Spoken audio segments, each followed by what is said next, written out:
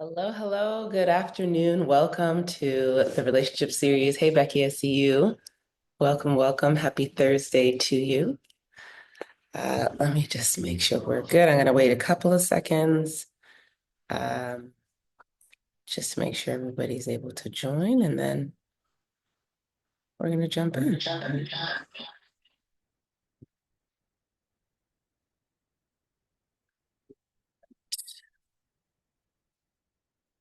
Hope everybody's good today.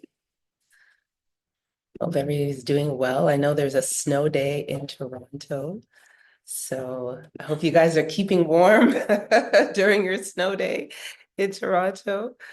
Uh, and hopefully it's not too bad in terms of the weather there.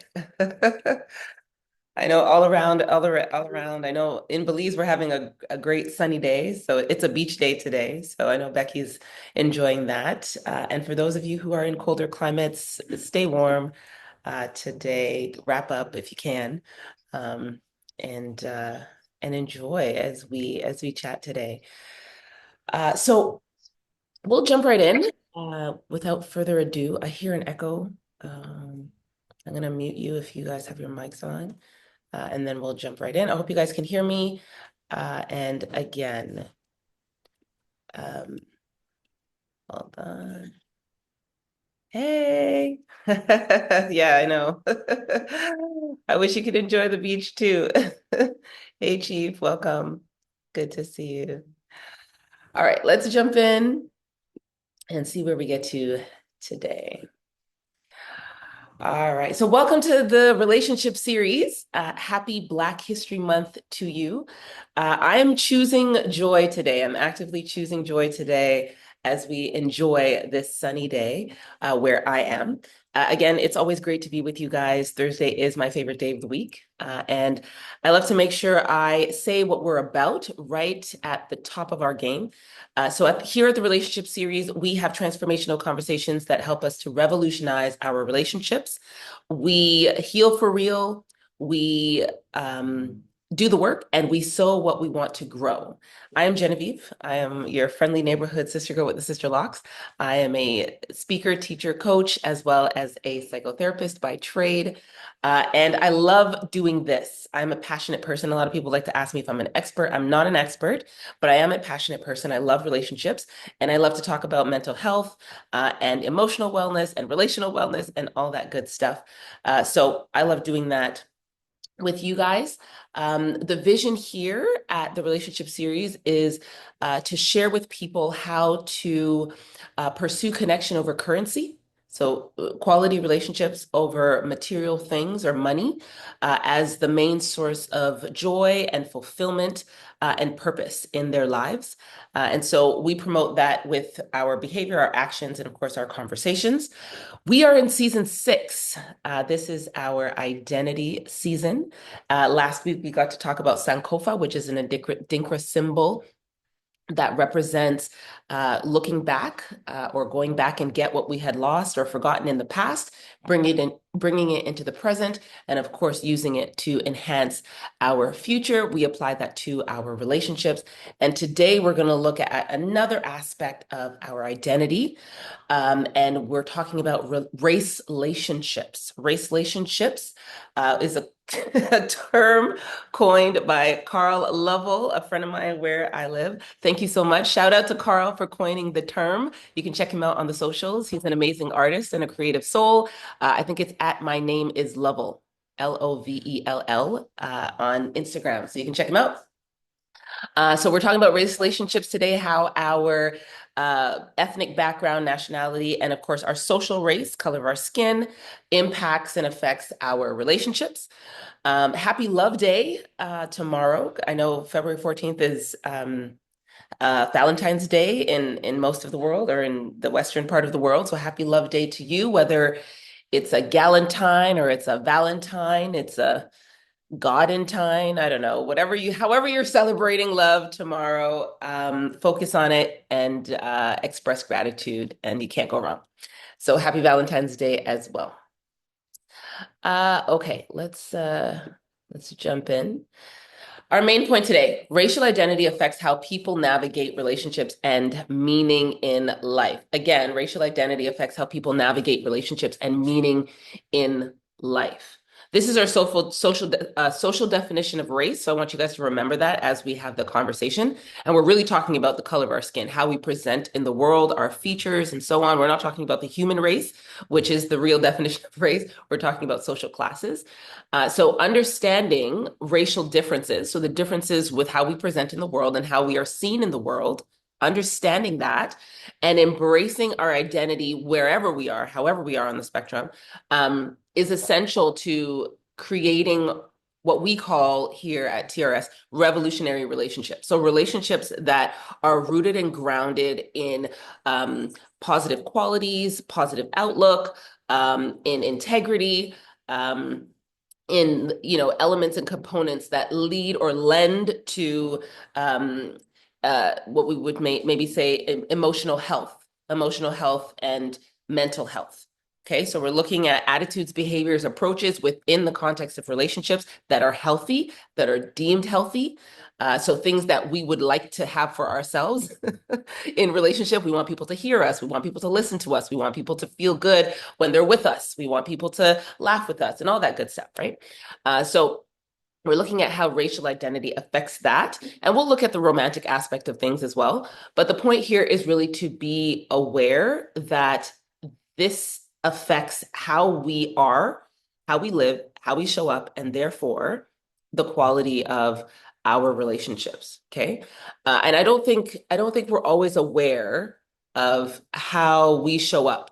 I think sometimes we can be ignorant. I know I can be ignorant sometimes of how I present in the world, whether it's my tone of voice, whether it's my facial expression, whether it's my physical attire or what have you.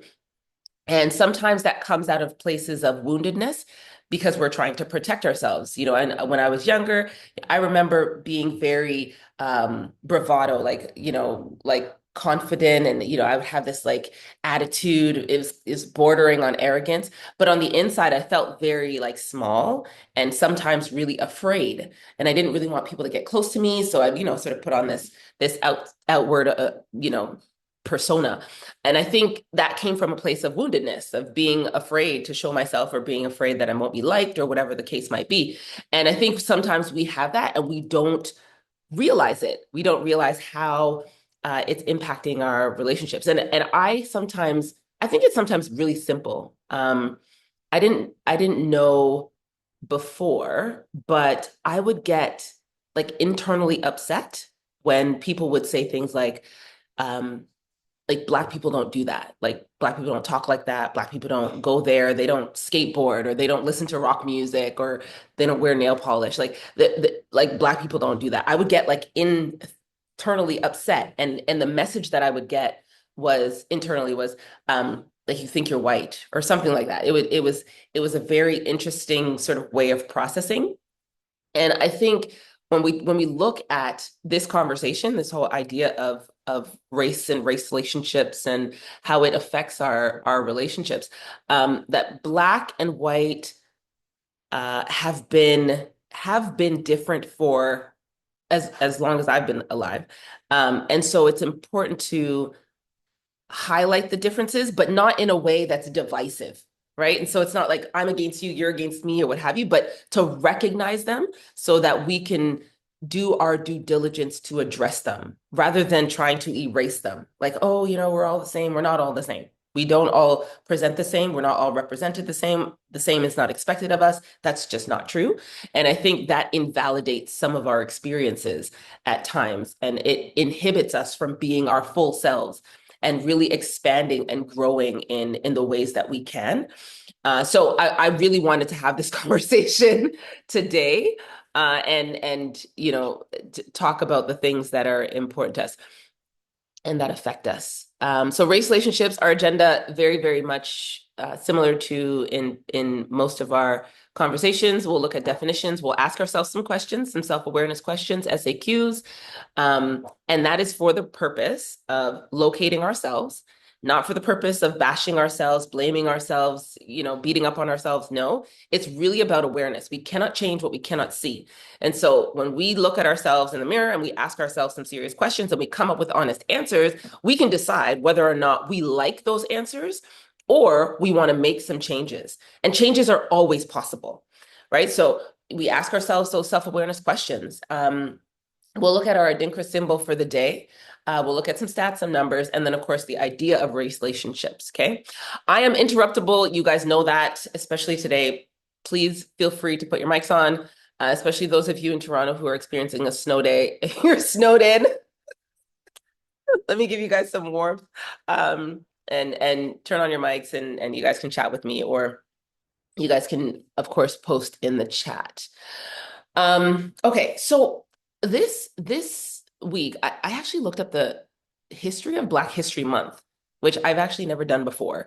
And I looked up where this started. I was just kind of curious about whether this was just in like Canada and the US, or if it was across the world. I really couldn't imagine that Black History Month was being celebrated like all over the world, like in Africa and in Ghana. Do they celebrate this Black History Month thing? So I just looked it up, and I thought, like, what would their version of why would they have a Black History Month? Like they are Black and they are I don't know. Anyway, the point is that no, it's not all over the world. It is just in sort of Western spaces or European spaces or colonized spaces where Blacks have uh, existed and then have in a lot of ways advocated for their history to be accessible to them, to become accessible to them after it had been denied to them. And last week we talked about identity and being able to go back and preserve or to retrieve or reclaim some of the things that we had been cut off from. And so part of this is allowing for people who live in melanated skins, Africans, to reclaim their history or revisit and reconnect with their history through Black History Month, right? And so I thought, I know sometimes I hear, oh my goodness, it's the shortest month of the year, that kind of thing. But the idea, I think it's a beautiful one, to take time out intentionally to focus on looking back and reclaiming, retrieving, reconnecting with the pieces that we've either been denied, that have been hidden for a long time, and that have been notoriously sort of like inaccessible to us, right? As we've tried to assimilate, as we've tried to find our way in this world, that kind of thing. And that erasing and that cutting off that we were talking about last week, like, is made even more possible as we celebrate something like Black History Month. So we get to do this, and I love this idea of talking about it on this kind of level and this kind of plane. And I think it's fitting for our conversation today, to get into all this race-relationship stuff, especially given the current climate of the Western world. I'll say that. I know I don't live in the US, but I've heard things just in terms of the news, and there's a lot going on that's important for us to talk about. All right. So definition, race-relationships. Again, this is a coined term, and I then came up with a definition. So this is the idea of race-relationships. It's meant to describe the unique intersectionalities and the impact of racial identity and our relationships.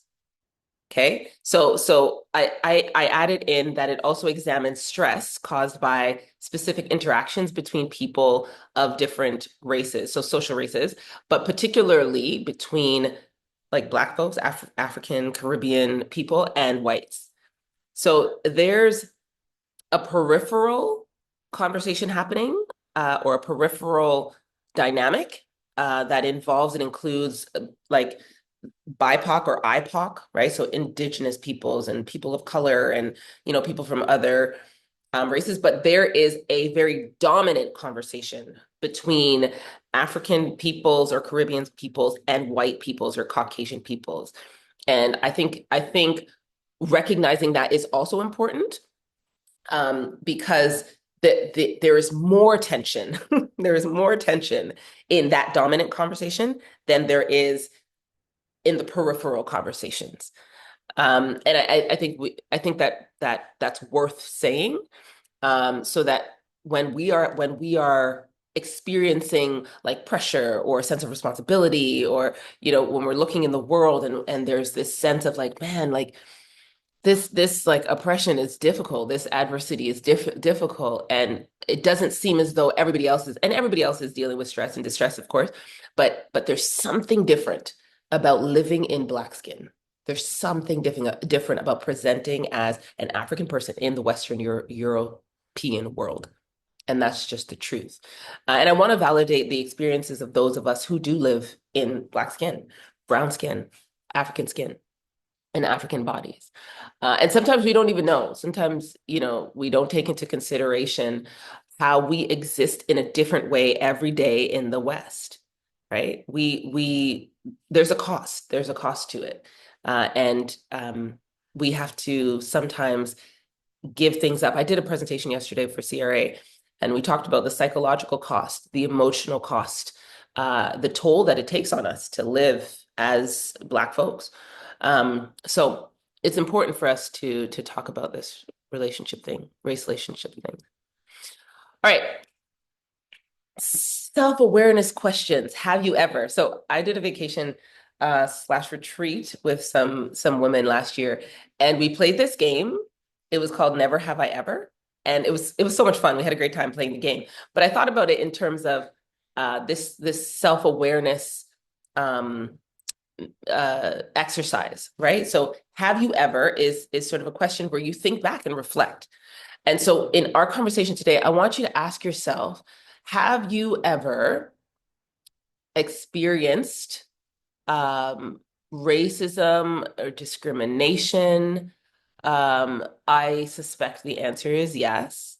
But then think about it in terms of the kinds of relationships and interactions where you did experience this, right? Have you ever maybe been in an interracial relationship, whether that's romantic or that is platonic, and had to experience something like discrimination or unexpected racist comments, behavior, attitudes, that kind of thing? Have you ever had your racial identity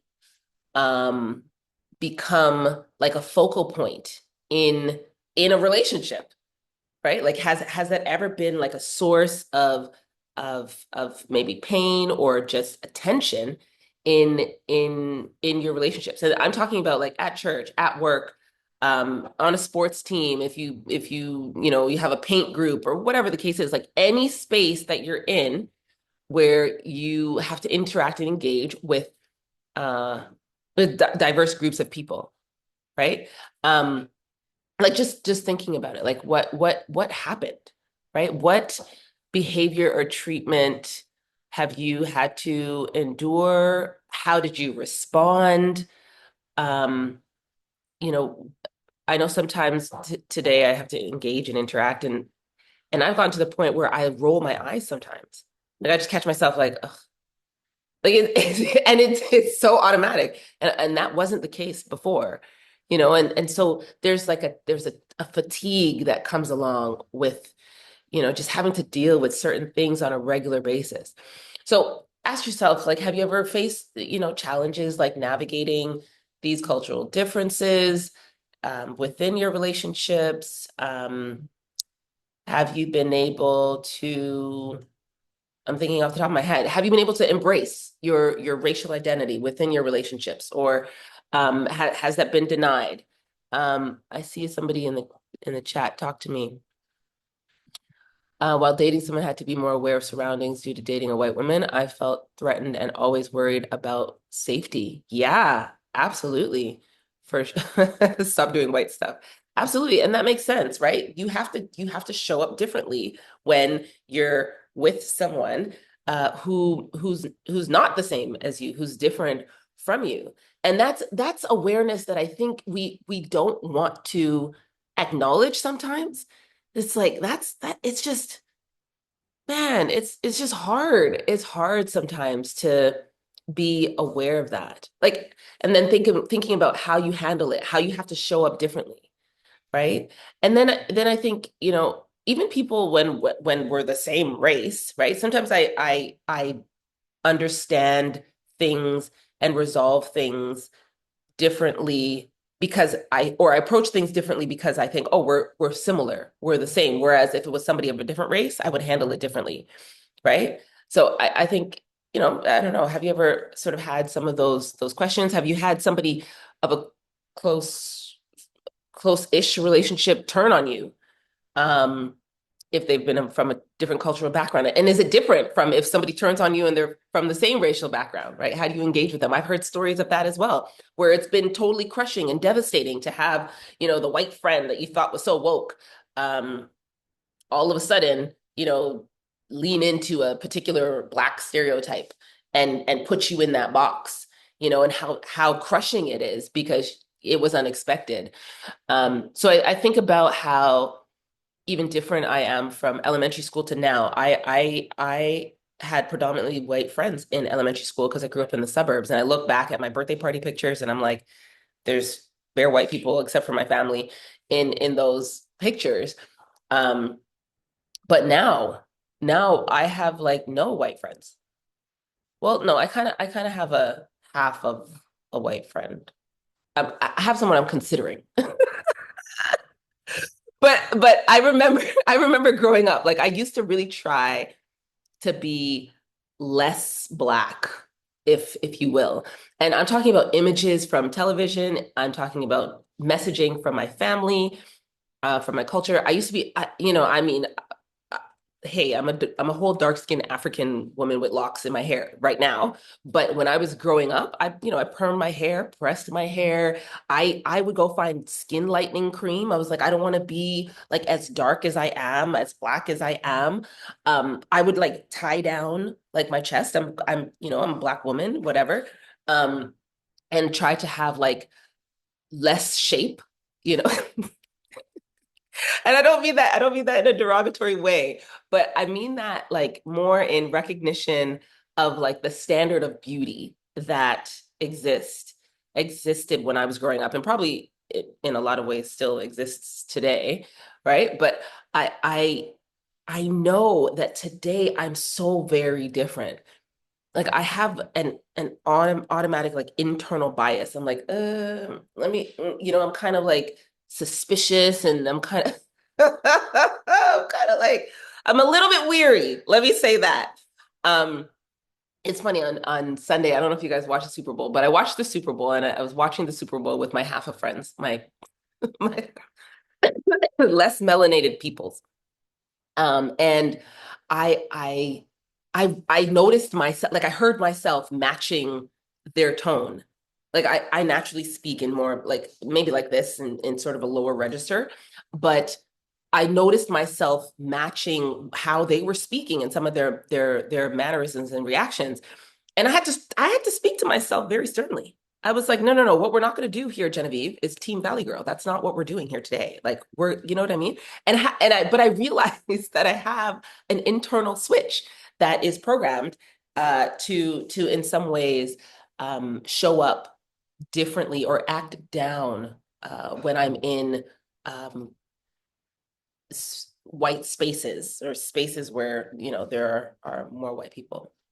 So, has this ever happened to you? Ask yourself the questions. I hope they make you think and to just like consider things that you may not think about on a regular basis, and that may be difficult to think about. I know sometimes these things are difficult for me to think about because I wonder like sometimes like why do I have to work so hard? I have to be more intentional and so on. I appreciate it because of the kind of relationships that I do want to build with other people, but I do realize that there's extra work that I have to do. So ask yourself some of those questions. Let me see. Oh, of course she wasn't aware of that. So she says that the Caucasian woman that you state would not be aware of how different you would have to show up in spaces because that's part of privilege. That's part of the privilege of being a part of a dominant race. You don't have to be aware of some things. You don't have to think about a lot of things. You don't have to do this extra work and, you know, code switching and switching back and making sure, all the things. So here is what I call I've experienced blatant racism in the workplace from an old boss. Yes, Jojo, hey. There are so many microaggressions that happen in the workplace today, even by non-white people. Absolutely. And I don't know if by non-white people, they're not called microaggressions. I think they're called invalidations or micro-invalidations. So invalidating the experiences of other people. And this is the difference. I think what's important as well is to understand terminology and where it comes from. And so if I say something derogatory or mean to a white person and someone says, hey, Jen, you're being racist. I think we have to understand that there's a difference between being racist and being prejudice or discriminatory or biased or rude or mean or anything like that. So racism has to do with let me think, power dynamics. So when there is a power difference between one group and another group, then one group gets to enjoy the power and the other group doesn't. And that never changes. Like Black people can't just enjoy power and become like dominant because they want to one day, right? So that doesn't happen. So racism has to do with power differences and not just attitude, behavior, or treatment. Okay. I don't know why I felt the need to say that, but just a moment of my own understanding and my own realizations over time as I've studied some of this stuff. So this is, I hope you guys can hear this, this video. Can you guys see the video? I'm trying to play it here.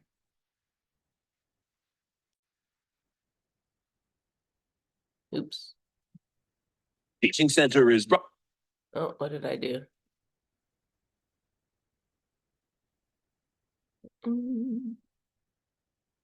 Okay, can you guys see this video? Yes. Got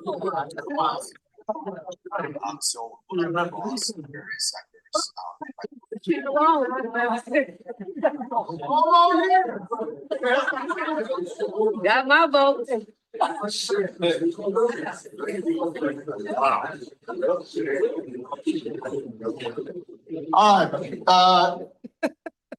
I thought this video was hilarious when I saw it. I was so floored by this presentation because I don't know how to get it off the screen now. Let me see. Hold on.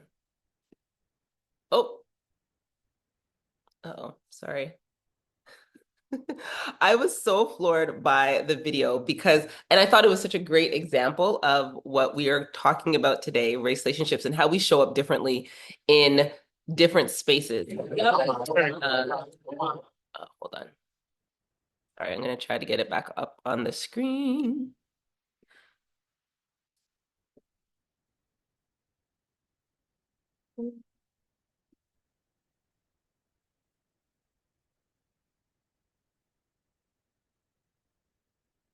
Okay, let's see if we can. Oh, my goodness. Sorry, technical difficulties, guys. Just 1 second. Let me try and get you guys back on the screen here. Okay, I think we're good. I'm not 100% sure. Let me try to do this. Does that work? What am I doing? Let me see, where were we?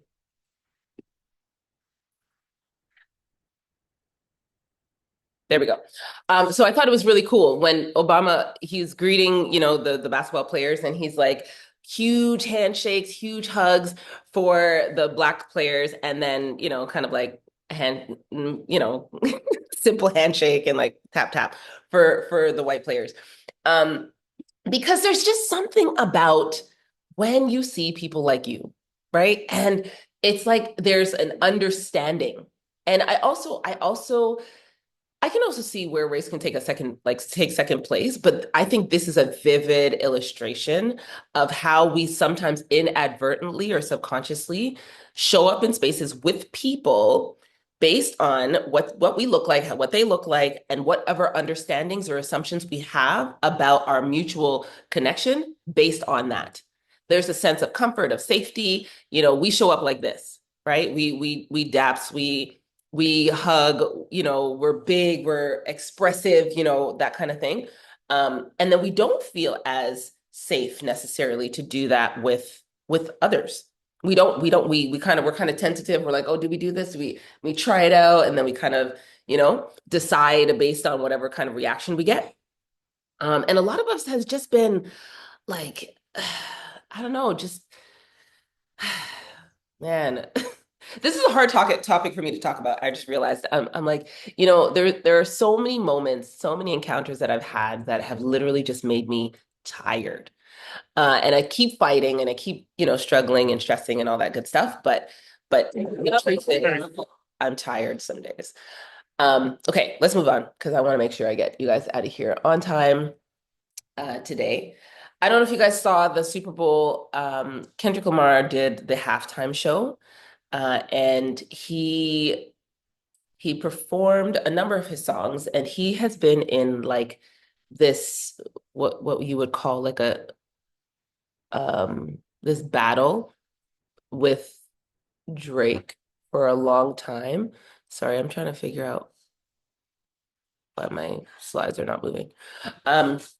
He's been in this battle with Drake for a long time, and he did this song called "Not Like Us," and people have been talking about this song, and the song has like racial undertones because Drake is like mixed, and he's not he's not full black or whatever, and so the messaging or some of the messaging that comes out in the song is like he's not really qualified. He's not real. He doesn't have the lived experience of like Black trauma. And so he's not qualified to talk about certain things. He's not qualified to, have street cred or, the struggle narrative or what have you. And I think it's interesting. I watched the halftime show and I mean I tried to guess what some of the commercials were like, but I were about. And I did watch it. I obviously come from Canada, so I'm not necessarily going to pick up on all the messaging, but I saw some things.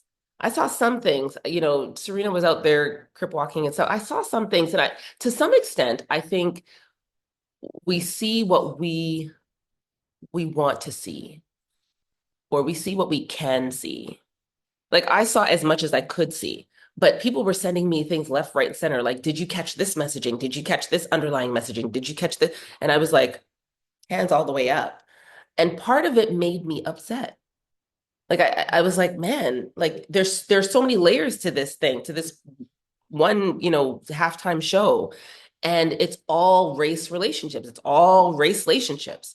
And we're talking about, Serena Williams and how she's allowed to do what she's doing there. She's allowed to dance and celebrate when she's surrounded by Blackness, but she's not allowed to do that on the Wimbledon court because it's not acceptable there.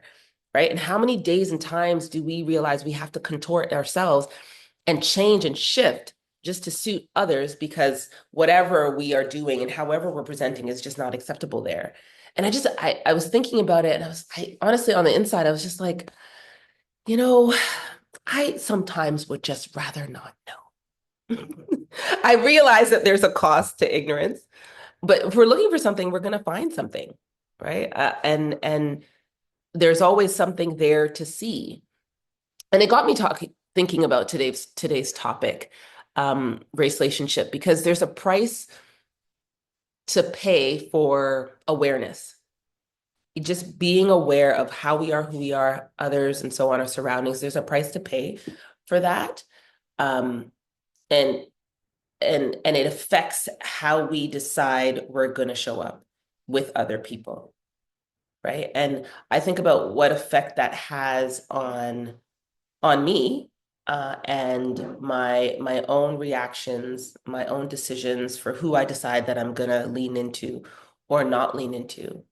Um, and then I also think of like, what's the price to pay for not seeing? Like if I'm ignorant and I'm just like, I don't want to see anything or know anything, is that going to help me to be in relationships better, or is that going to put me at risk um, for extra or unnecessary hurt or betrayal in relationships? So there's a lot. There's a lot that I thought about when people sent me some clips of this of the analysis of Kendrick's um, performance. And I thought, yeah, it was really, really interesting to me. And I think it's important for us to just, again, think about the images that we're seeing.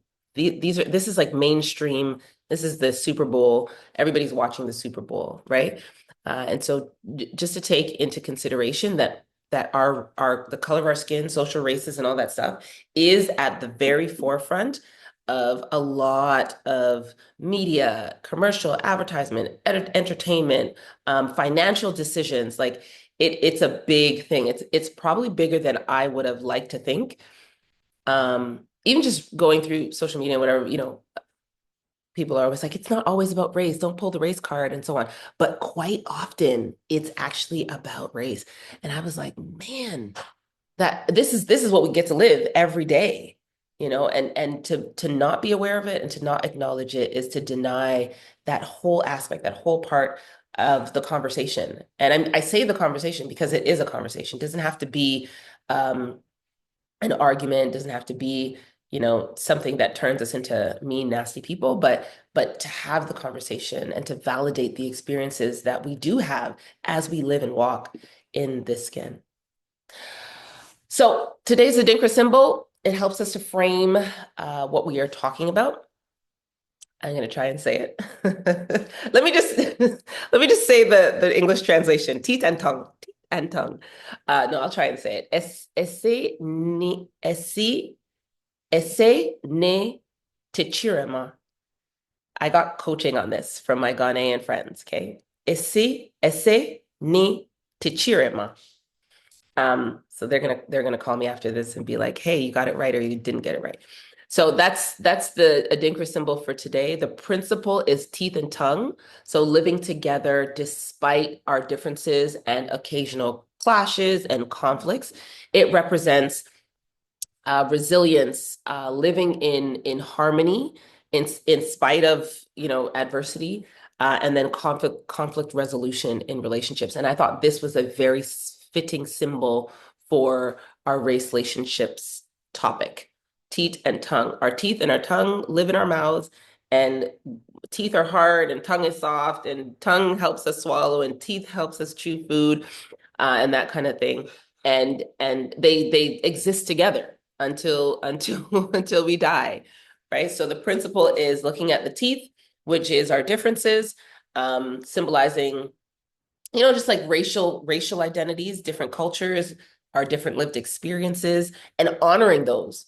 So honoring the fact that we do have those differences, not erasing them or silencing ourselves when it comes to them, or pretending they're not there, but highlighting those sort of natural conflicts that arise when different people come into the same space. And so the teeth are differences, and the tongue has to do with our connections. So how we lean into our like our shared identity as the human race type of thing. So we can have mutual understanding of human experiences, yes. So that's what connects us, but there are really important things that are different about us that we need to acknowledge and also honor. And all of that can become something that is beautiful, like this teeth and tongue idea, where we live together and do what we do, and we are what we are, and there's acceptance and beauty in it all. So Ese Ne Tekyerema, Teeth and tongue. I say teeth and tongue, teeth and tongue, and that's the symbol for today. So hopefully you guys remember that and you take it with you. That principle of our differences and our connections.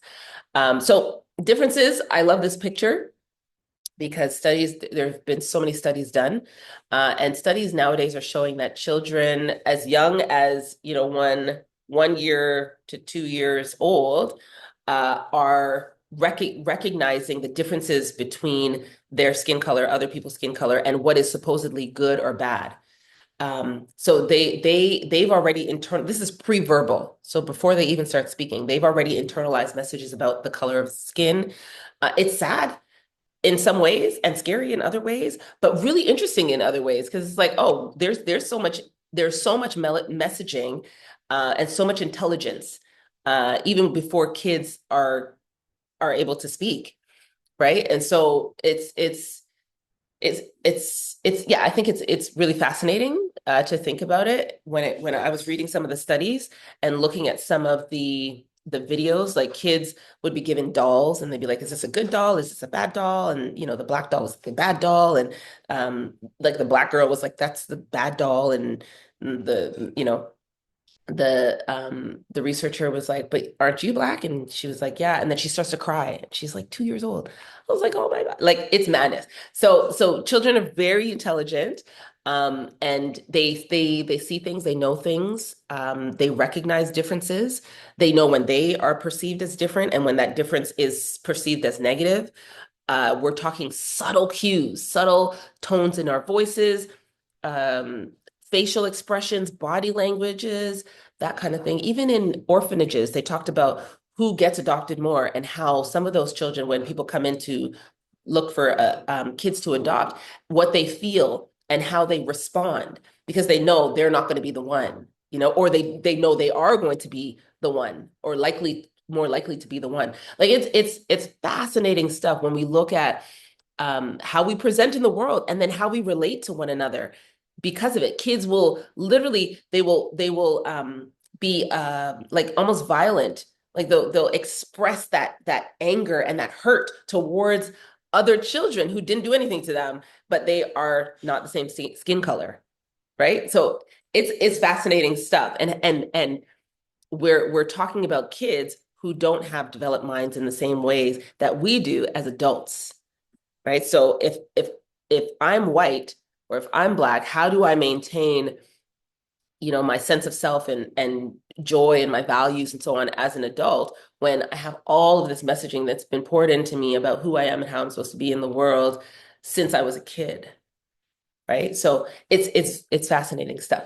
So there are differences, and we have countless examples of how we are forced to engage in the world differently, based on the color of our skin, and how we are able to forge relationships with others differently based on the color of our skin. Um, and I was just thinking about, I was reminded of during COVID, um, where we had this push for like black business, like everybody was doing black business, like don't buy from other vendors, whatever. We're talking about like black wealth and all this stuff, like get a black doctor and, find yourself in black spaces and make sure you get a black dentist and all the things. And make no mistake, I don't think it means that we won't encounter danger or what have you. Like if we find our black doctor or whatever the case is, I don't think that's the case. But I think it involves like more solidarity. I think we're like, okay, if we get a black doctor, then we're more likely to do better in some way. It's safety for our minds. But there are so many differences. There's just differences, in the justice system. It's different. My brother's case is still a cold case in Toronto, like many other, black bodies that have been killed, whether it's in the States or in Toronto. Um, the justice system treats us differently. Um, Police is different. COVID was like the biggest like blowout when it came to, police brutality and all that kind of stuff. Like, I remember they did a study, I want to say it was early 2000s, where they were talking about like pulling people over on the roads and Like they pulled over, people with brown or black skin more than they pulled over it. There's so many examples of how things are different in the world. Like, I mean, you guys know I live out here in Central America. Um, I went to as I got a surgery years ago, and I was experiencing pain. This was when I after I moved, and so I went to the doctor that was here, obviously, and European doctor. And the first thing this person recommended was a hysterectomy. Like, just take it out, take it all out, just go. And I was like, that sounds kind of extreme or drastic. Like I've never heard that before. And so I was like, let me get a second opinion. So I found a black um, OBGYN, and she was like, yeah, no, don't listen to him. This is what you can do. Here's all the advice, the counsel, here are all the options, and so on. And I'm not the first of my like I'm not the first to receive that advice, because I actually talked to a friend of mine who's an OBGYN, and I was like, why would he say that? Like that seems really extreme. And she was like, yeah, that actually happens a lot. They just recommend that Black women just, get a hysterectomy, go through extensive and intrusive surgery. And I just thought it was so interesting to me, because I was like, that seems just drastic. And I've had this experience a number of times with Caucasians or European like practitioners. Like I get this kind of advice, and then I go see like a Black practitioner, and I get different advice.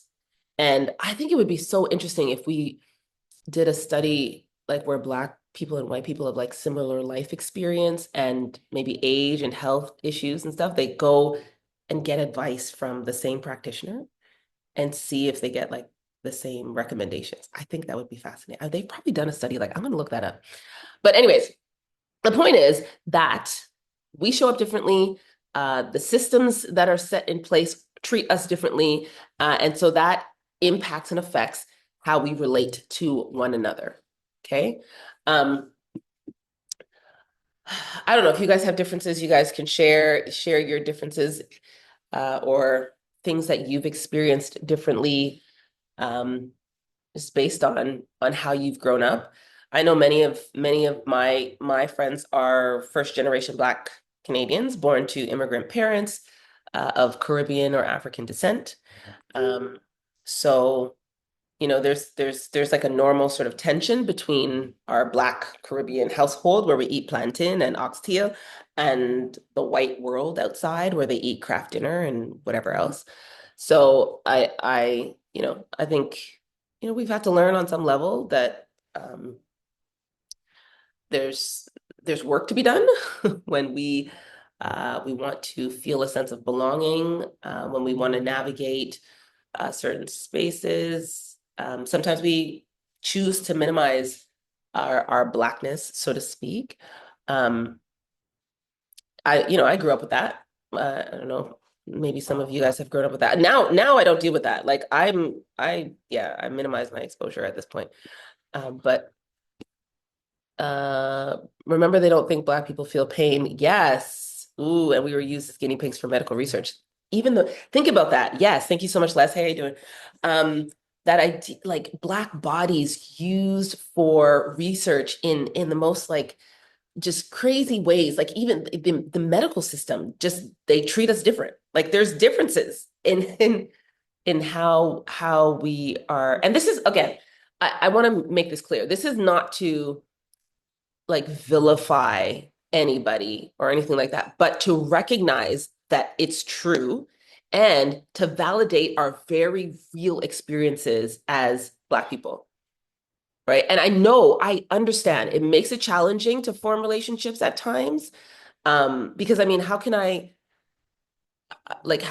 call you a friend when I feel like suspicious of you? Like I'm giving you the whole bombastic side eye, every day. I'm like, I'm questioning what you're saying. What do you mean by that? I'm questioning what you're doing. What do you really mean by that? It's hard. It would be hard to form, intimate, close connections with people who are different. I mean, it's tough. Um, and don't ever let me watch a Black History Month movie. Like, don't let me watch any of these slave movies. I just stay away because I refuse. Something about me, like contempt rises up inside of me, and I just be like walking through the street like mad. You know what I mean? I need to go to therapy. I know, I get it. But the idea here is not to blame or vilify or to stir up anger so we can go out into the world and, be mad or anything like that, but more to figure out creative ways to do this teeth and tongue thing, right? To do this, like, how do we create harmony? How do we come up with ways to live in peace, at peace with ourselves and with others, right? This idea of race relationships without dumbing down or denying pieces of ourselves or having to cut ourselves off and being our full selves. Like, how can we do that? In honoring, self-honoring ways. So I see something in the chat. Who's chatting with me? This still happens today, even at the most advanced world-renowned hospitals. And Jojo, you would know. Oh my goodness. Yeah. So we're talking about the medical system, the justice system, like all the systems that there's such a difference in how we present and how we are asked to be in relationships with others, right? I mean, corporate or like work, government, education, they're still streamlining kids, like Black kids into certain, jobs. Um, they're still, again, I was doing a presentation with CRA and I used to work for CRA. And I mean, I think of like 30-year-old me in a predominantly white work environment for the government and having to like code switch, hearing people talk to me in their good Caribbean accent and then go to speak to the team leader and speaky spokey, and all of a sudden their accent is gone in 2.5 seconds, and having to just contort themselves or having to silence themselves when there's like little microaggressions, those little comments about their hair or about their food that they brought for lunch. Like the struggle to maintain a sense of like self and identity and authenticity in some of these spaces is just really difficult. It's really, really difficult. And I'm sure many of you have similar stories, like if not same, stories. And there's again countless studies that have been done that corroborate and validate these very real experiences. But yes, we want to talk about the differences, but we also want to talk about the connections. I don't even know how I got here, to be honest. All right, let me see what y'all are saying. Um, Chief says, I question coworkers, and you have to trust them with your life. Yes, because you're a firefighter. Yeah. So that's huge, right? When it comes to um being able to work with people, uh, you have to trust them. You almost have to you have to go higher. You have to go higher than sort of the race aspect of your relationships, right? You have to subscribe to something higher. And I think that may be the case in like Christian settings as well. Like you subscribe to a higher sort of way of relating to people. So your value system is very different, but for the most part, it does play a role. I'm not saying it doesn't. Don't get me wrong. But there's also something of there's a different value system in place, right? And so we're like, hey, when I'm here as a firefighter or I'm in the army or I'm, whatever, like my people are my people. Like they have to be next to me, that I have to trust them and so on. As a proud Black man, I sit and wonder who's saying the N word in private. Oh, my heart hurts for that. My heart hurts for that, but I get it. But I get it, right? I like to think their hearts are pure, but their ignorance is insane. Yeah. And that's part of privilege, right? Being ignorant. Um, Jojo says, I used to have a Black doctor. She was good. Could not take spending many hours waiting in the office or weeks it took to get an appointment. I now have a doctor of South Asian descent, and she's amazing, the best doctor I've had in Canada.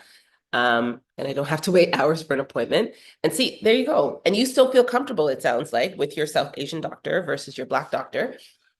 And again, sometimes we think, getting the Black experience and buying from Black, all that might be the best. It may not be. It may not be.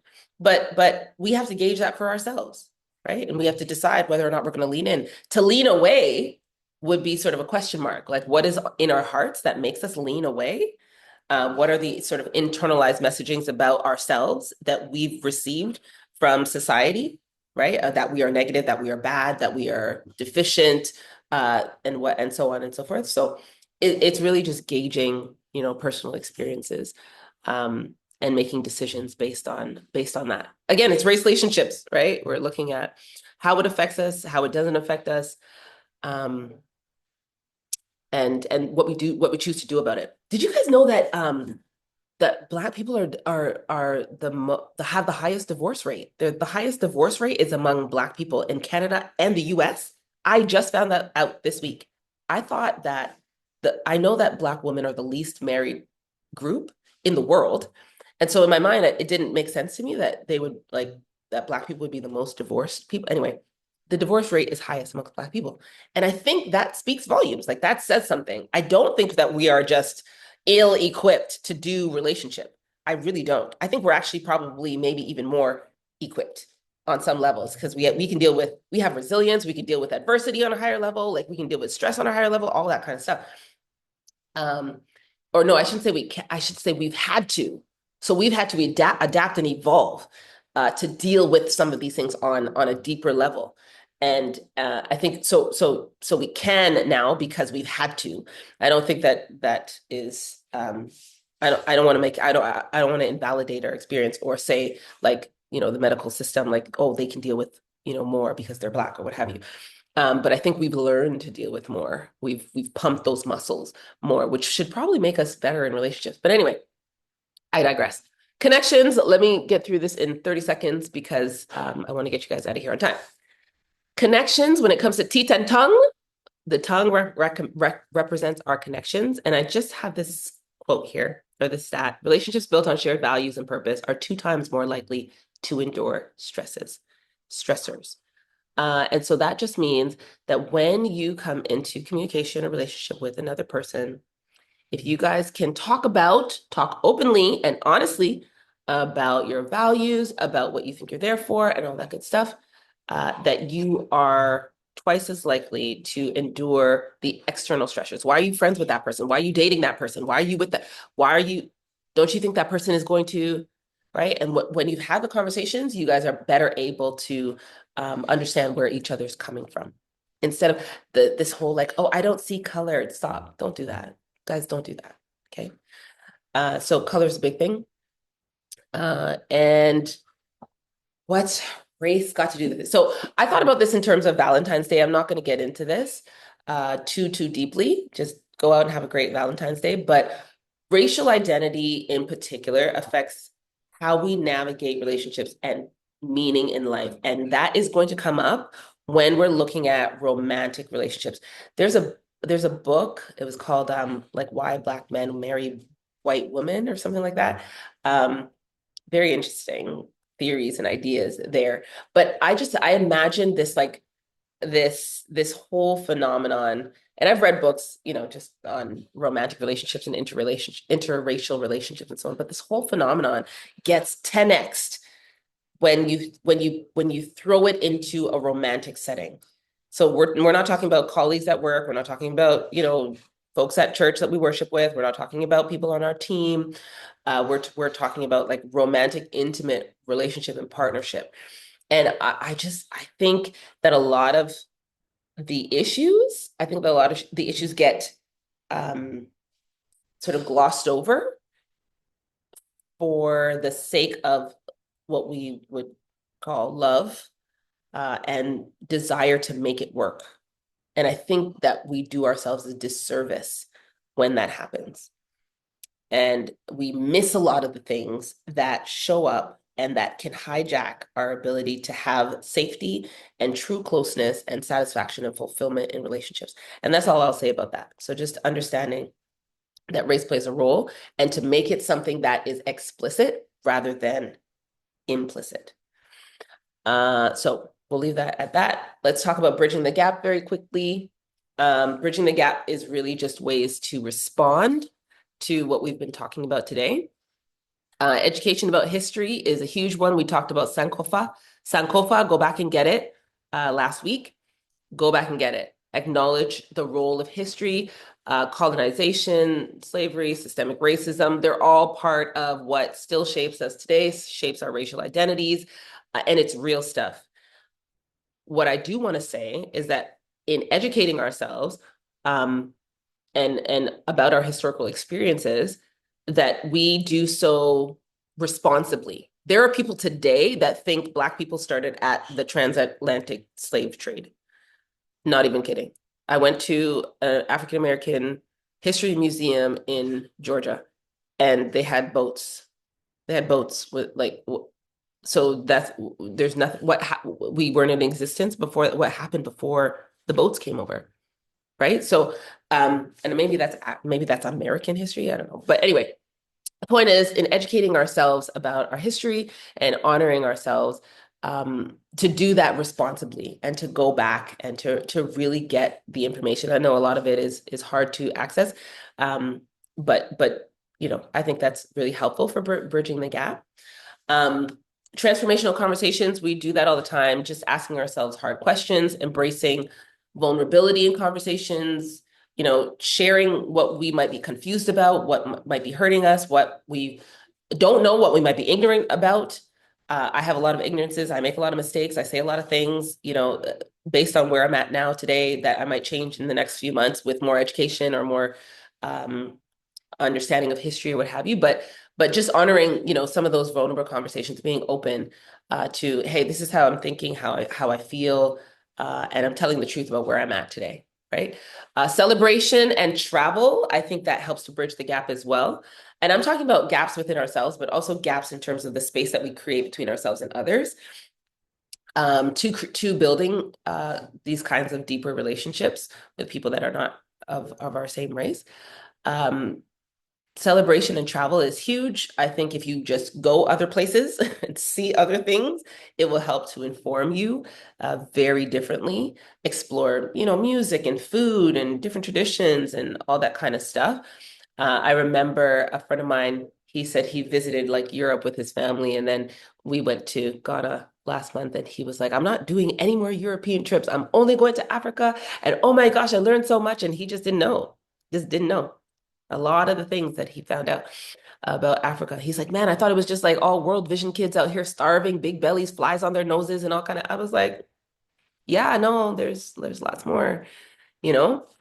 But you don't know unless sometimes you travel, because the stories that we might be fed here in the Western world may not fully embrace the beauty of what might be available elsewhere in the world, right? We get one particular narrative, and the internet is great for that too, because you can access a lot more information. But be careful, because a lot of people can put whatever they want on the internet.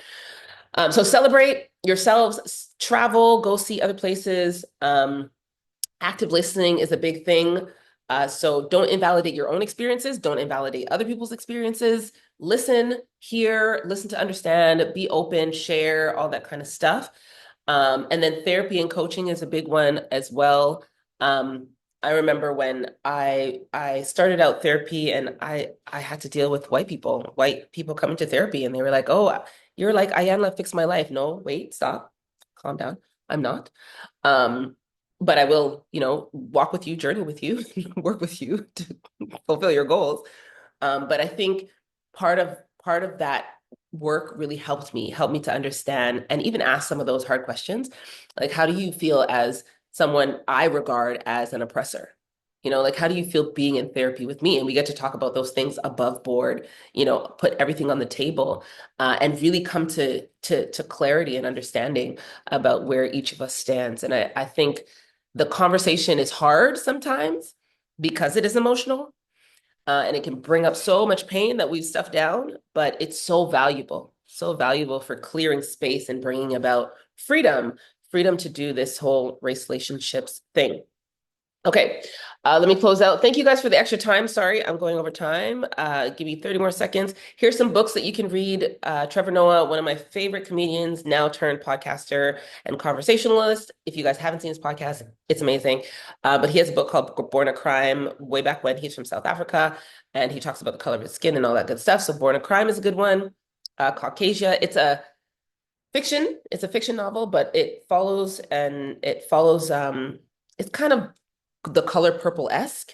It follows like two sisters, one's light skin, one's dark skin, and their existences and experiences in the world that are very different because of the color of their skin, even though they have the same parents and so on. And then The Hate You Give. I think they turned this into a movie.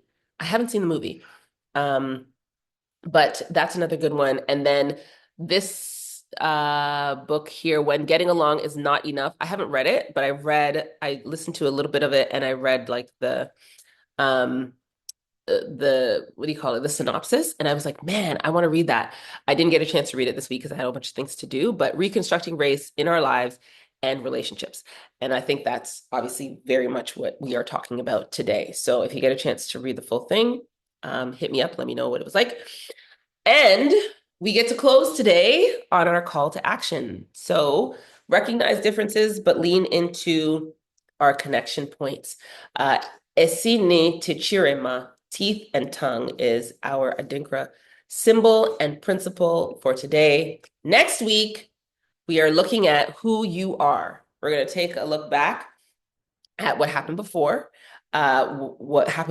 slavery, and look at some of the history of African peoples, and then where our story really started, what that means for us in our relationships, the relationships that we form today with ourselves, with God, with others, with lovers, whoever else. And then the last entry for Black History Month is going to be um, uh I can't remember how to pronounce this, but anyway, the question we're asking is God real? I think we all, as humans, we ask um these questions about like our search for meaning, our search for purpose. We want to know why we were born, what we're here for, and at some point I think we wonder how we got here. Like, is there a God? Where is God? Is God real? And so we're going to be talking about that using another Adinkra principle to close out Black History Month. So happy Black History Month, happy Valentine's Day. I hope you guys are doing things that are feeding your souls this month. And I will see you guys next week. Again, thank you guys for the extra time that you spent with me, if you were able to.